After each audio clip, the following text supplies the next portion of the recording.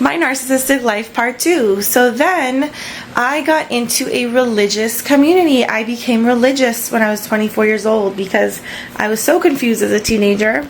I didn't know what the hell I was doing. And then I went to college and it got worse. And basically at 24 years old, I said, I'm going to be more spiritual. I got into this program. I started working like the steps, 12 steps. And basically I started to believe in God, and because my background is a certain religion, so then, and I did go to religious school when I was younger, I actually ended up becoming religious. So I moved to a religious neighborhood. 6 months after I moved, I got married, and I have 6 kids, 7 on the way, and then number 7 is on the way, and I'm married, and I'm struggling because marriage and religious marriage is not easy, especially from the background that I came from. And I can talk more about it and get more into it, but just basically, it's not easy. I wouldn't recommend people doing this.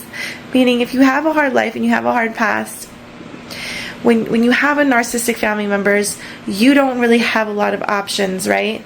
Some of you just want to jump off the freaking bridge. Like, that sounds good, you know? But since we're not jumping off the bridge, we're trying to figure out what are we doing with our life. And there's not a lot of options because your narcissistic parents did not give you a lot of options. And they also didn't give you any guidance to deal with life.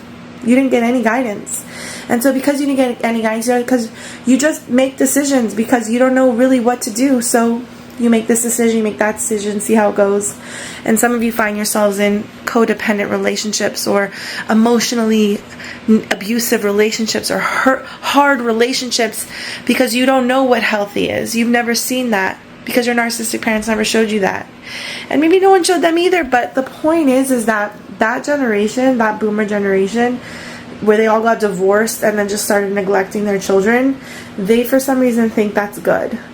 Whereas we millennials actually trying to change things and make things different, you know?